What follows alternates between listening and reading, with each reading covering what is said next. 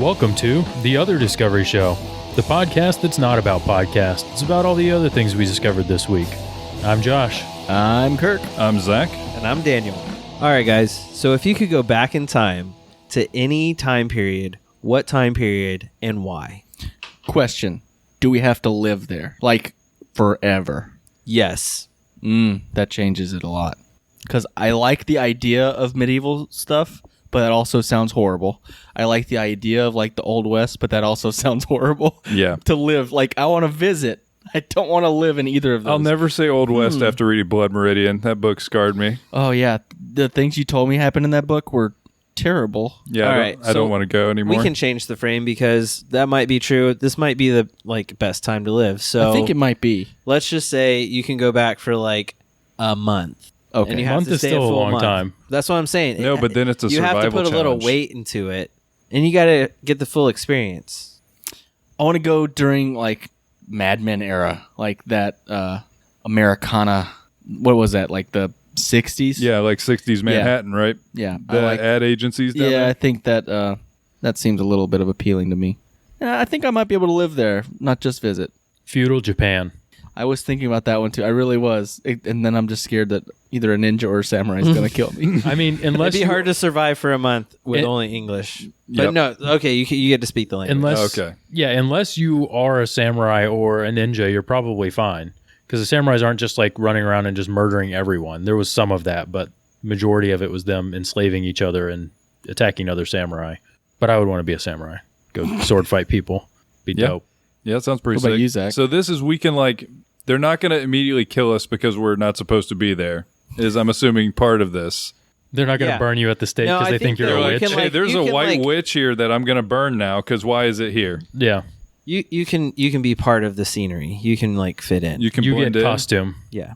I think it would be cool to check out when the Native Americans like were just at their peak. So they would follow the buffalo across like the Midwest and they would just travel with them. So it was just they'd ride their horse, they'd stay with like this enormous pack of bison going across like the plains of America. And it was a very like simple, close to nature type of time that seemed awesome. I like that. That'd be sweet. Yeah.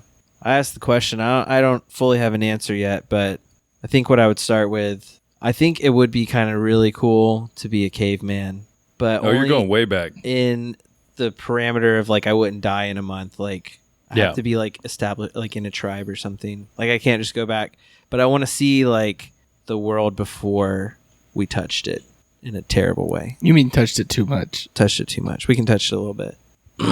I want to see some dinosaurs.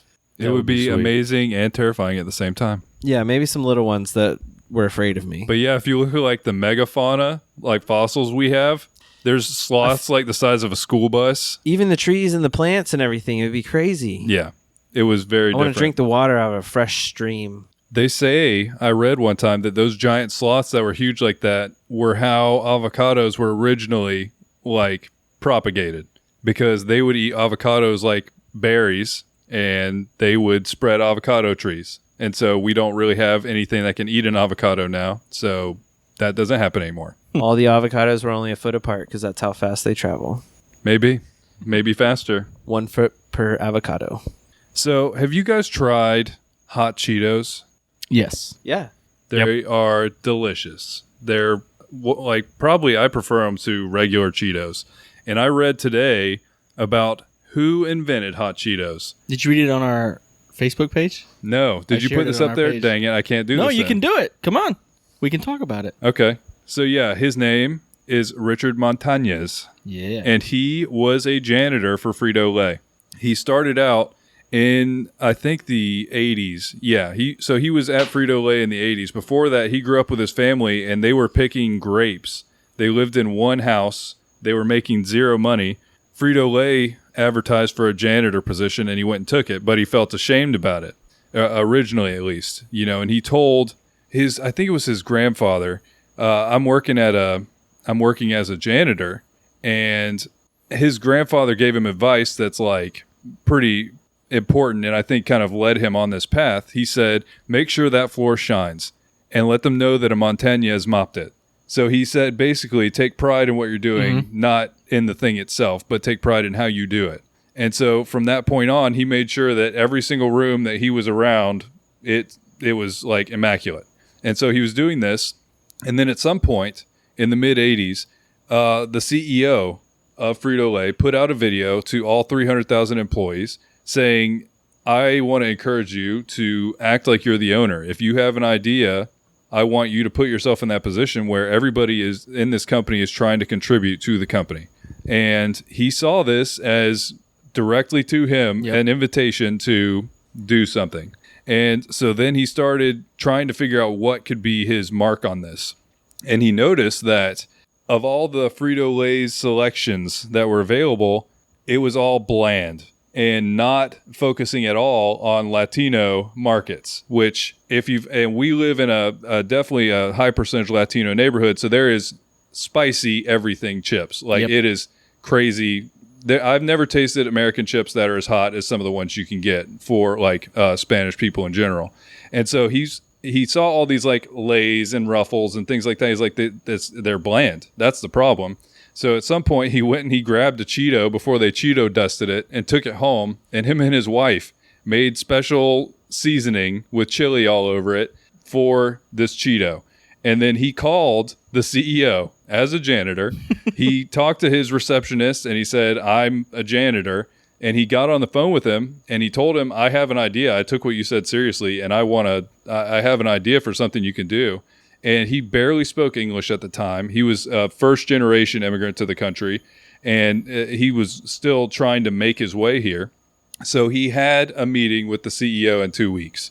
So him and his wife put together a bunch of time where they could try and understand how they were going to pitch this, because he'd never pitched anything. He'd worked as a farmer essentially, and then he worked as a janitor. And now he was about to have a one-on-one presentation with the CEO of Frito-Lay.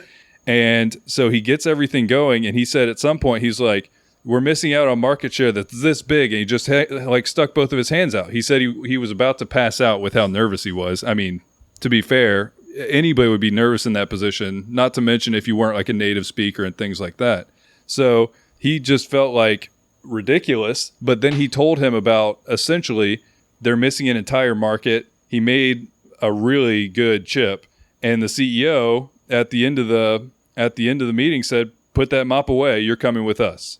And they started testing hot Cheetos, which are now extremely popular.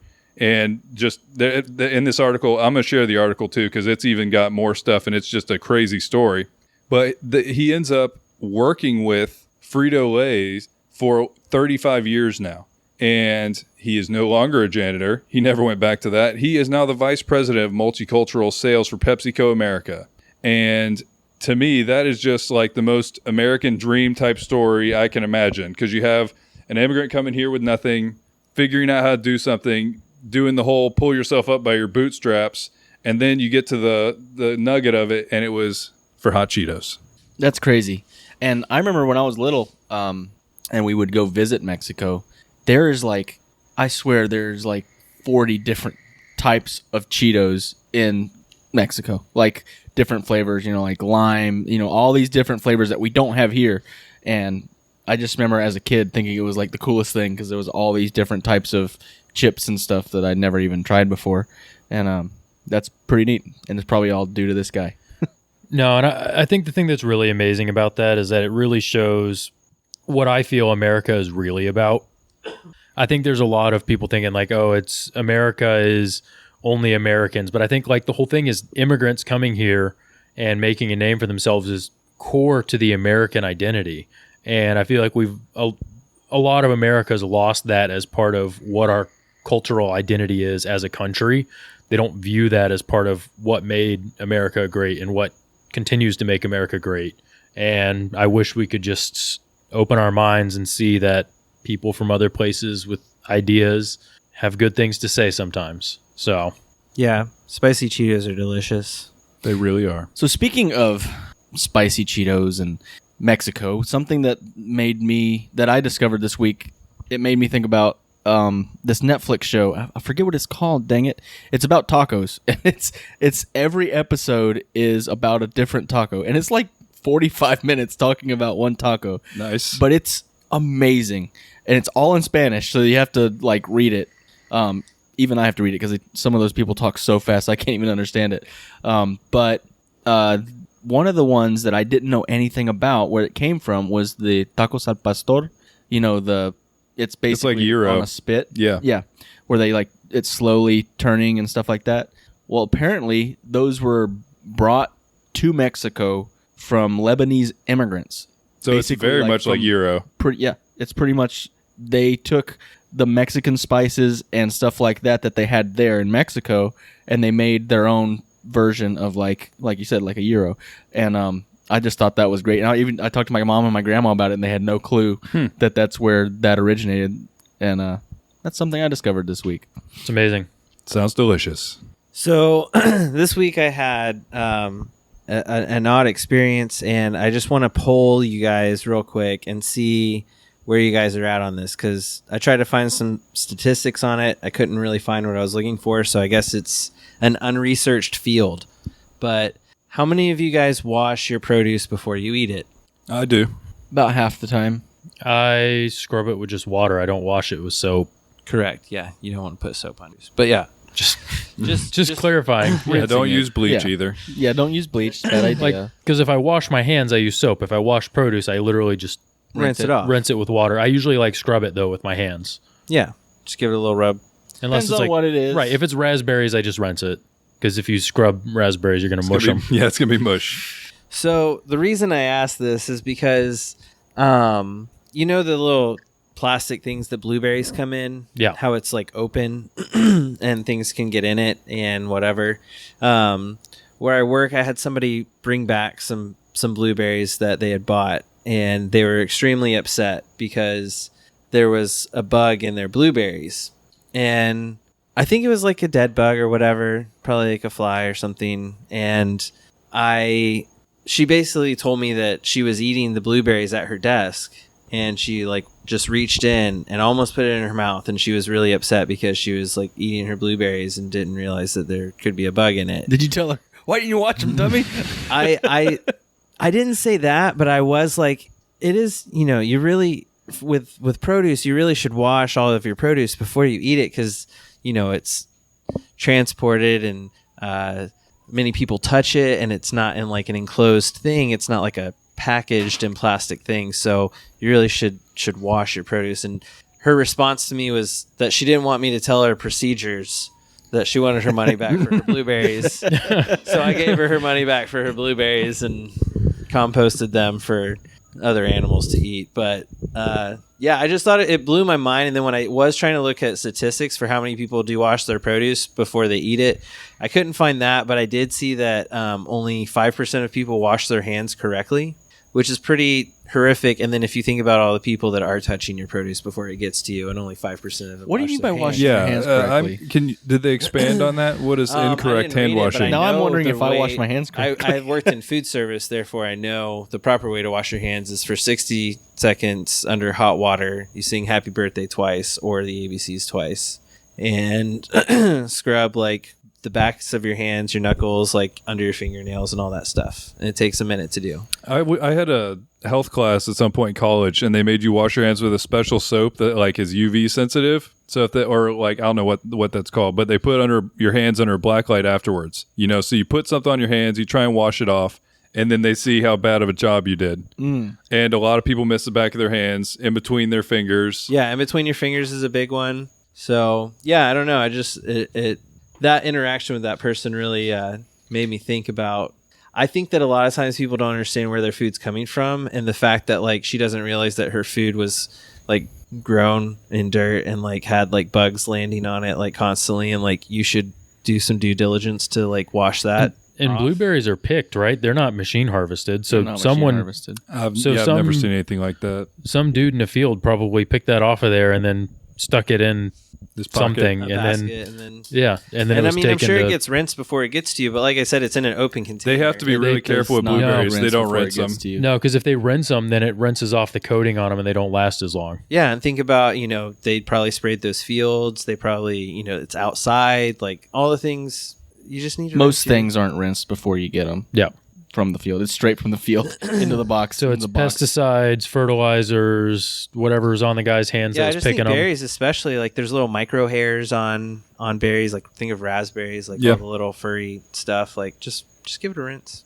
There was a scientist once that I used to work with, and he said, if you've ever looked at a strawberry under a microscope from the field, you would never eat another strawberry from the field.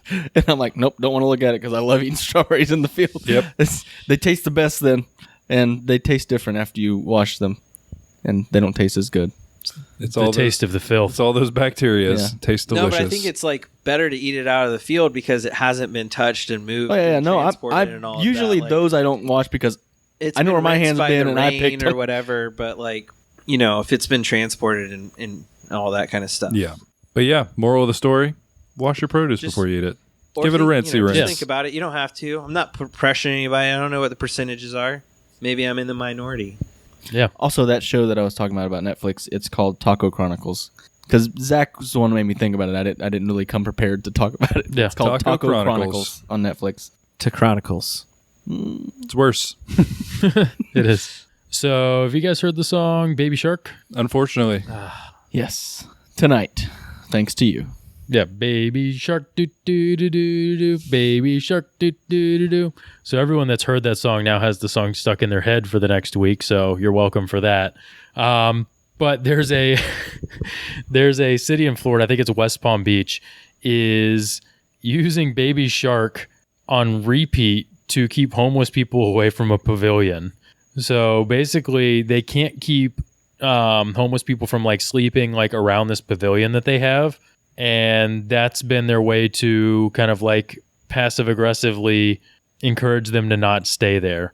So they are playing Baby Shark and Raining Tacos on repeat all night long.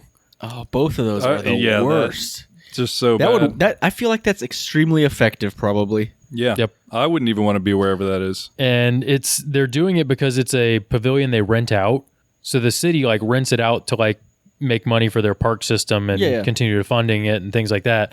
And so like they'll do like a wedding, and then when people are leaving their wedding, they have to like step over homeless people on their way out. So they started doing this to encourage homeless people to go So during other the wedding, places. are they playing? I don't think Yeah. so. It's in the background of all wedding videos. It's raining tacos. And so apparently there was another city that tried this, and they tried it with classical music, and the homeless people loved it. They're like, this is so So- relaxing. They had to choose something. It's like hanging Much out on worse. Panera bread. Yeah, they're like, man, this is great.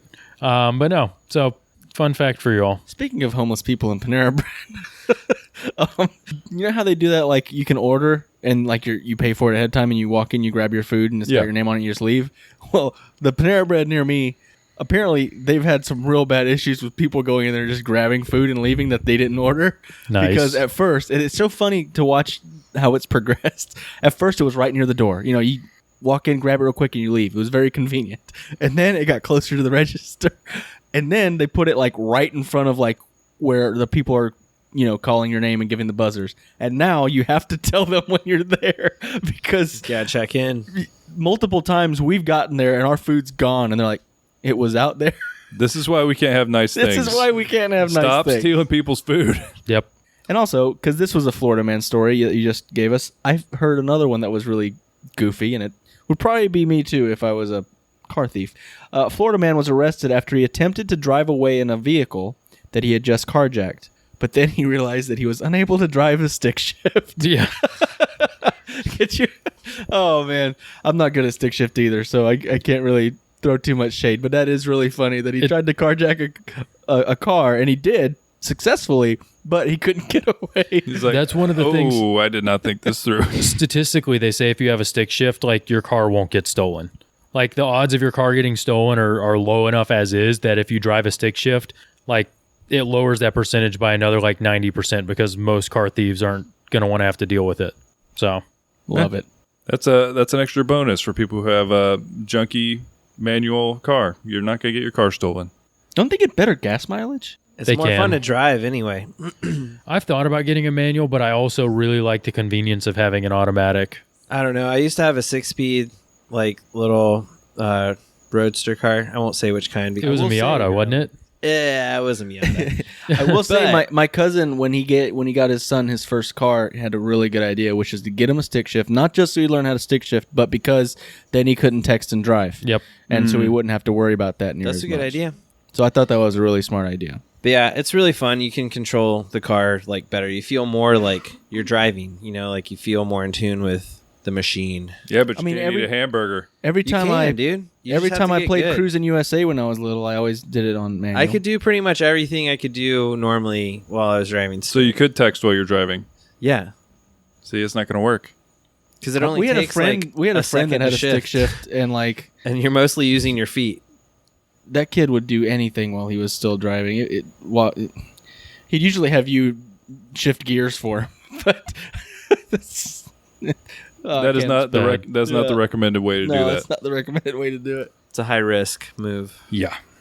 So for the Discovery band this week, his name is Kelp. Is a guy from the UK that makes really interesting electronic music, and he sent me this little blurb. Laps is part of a series of singles inspired by the artwork of Yannick Pearson, each one with its own unique artwork. The first of these was called Intermission in May, Laps was in June, and there will be another Recess in July or August. These are separate from an album project I'm working on for release in early 2020. I've been recording piano and strings for that, and it's more of an ambient vein, similar to my 2018 release, Boiling, Streaming, and Poaching. But this song is called Laps. Thanks for listening. Like always, send us any of your discoveries this week to our Twitter, to our Facebook group. However you want to get in touch, do it. Let us know what you discovered. We'd love to talk to you about it. And thanks for listening. Yeah, and hit that follow button because we kind of share some discoveries throughout the week, pretty much every day, 2 or 3 discoveries a day. So it's fun. Yeah. It's fun to follow along. Yeah, and if you enjoy the show, leave us that rating and review on iTunes. We'd love to hear you guys' feedback. And thanks for listening. See you later. Bye.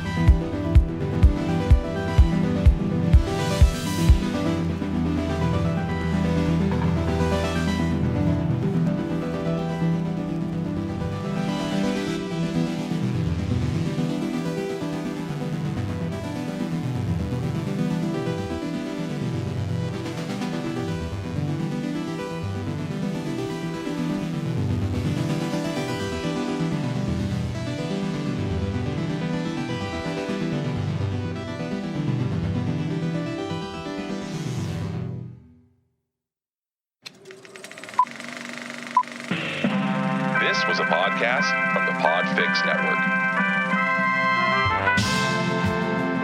You can check out more shows like it at podfixnetwork.com.